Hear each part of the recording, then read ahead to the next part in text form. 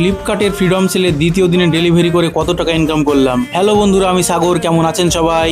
এখন ফ্লিপকার্টের freedom sell চলছে আর সেলের টাইমে আমাদের কাজটা একটু ভালো হয়, তার জন্য আর দেরি না করে তাড়াতাড়ি বাড়ি থেকে বেরিয়ে গেলাম। কিন্তু অফিস গিয়ে দেখছি আজকে পার্সেল খুব একটা বেশি আসেনি। যে পার্সেলগুলো এসেছিল সেই পার্সেলগুলোকে আমি রুট ওয়াইজ শর্টিং করে নিলাম। শর্টিং করার পরে স্ক্যান করে ওয়েবডি করে নিলাম। আজকে আমার ওয়েবডি করা এখন পুরো কমপ্লিট হয়ে গেছে আর আজকে আমি পার্সেল পেয়েছি 86টা। এখন আমার অফিসের সমস্ত কাজ কমপ্লিট হয়ে গেছে আর এখন আমি পার্সেল নিয়ে বেরিয়ে গেলাম সোজা রুটে পার্সেলগুলো ডেলিভারি করার জন্য। এখানে একজন কাস্টমারের 3টে পার্সেল ছিল আর কাস্টমার ভেবেছে ওনার 2টো পার্সেল এসছে। কাস্টমার কম টাকা নিয়ে এসেছিল, তো কাস্টমার আমাকে বললো তুমি একটু দাঁড়াও, আমি টাকা নিয়ে এসে তোমাকে দিচ্ছি। আপনাদের মধ্যে যাদের পার্সেলের প্রয়োজন নেই তারা পার্সেলগুলো অর্ডার করবেন না। যখনই কল করছি বলছি আপনার একটা পার্সেল আছে, তখনই কলটা কেটে দিচ্ছেন আর কল রিসিভই করছেন না। কোম্পানির একটা সিস্টেম আছে, সেই সিস্টেমের মধ্যে কিন্তু আমাদেরকে কাজ করতে হয়। আপনারা পার্সেল বুক করছেন, কল রিসিভ করছেন না, পার্সেল ক্যান্সেল করে দিচ্ছেন, ইনকামিং কল নেই, অ্যাড্রেস ভুলভাল দিচ্ছেন, পার্সেল বুক করছেন কিন্তু আপনারা নিচ্ছেন না। এই দোষগুলো কিন্তু পুরো আপনাদেরই, কিন্তু আপনাদের জন্য আমাদেরকে কথা শুনতে হচ্ছে অফিসে। এমনকি আপনারা যদি বেশি পার্সেল ক্যান্সেল করেন তার জন্য কিন্তু আমাদের কাছ থেকে কোম্পানি টাকা কাটে।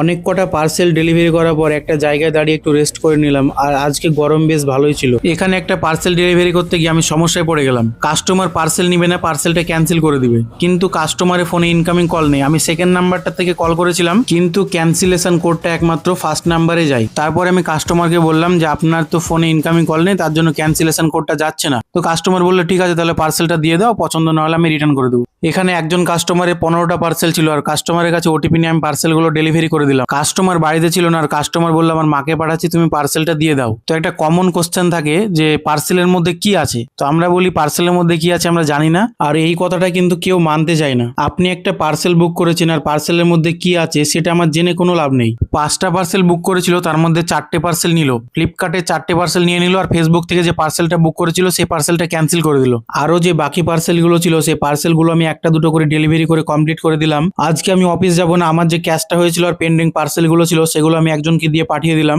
বাড়ি যাওয়ার সময় আবার বৃষ্টি শুরু হয়ে গেল, তো আমি একটু দাঁড়ালাম।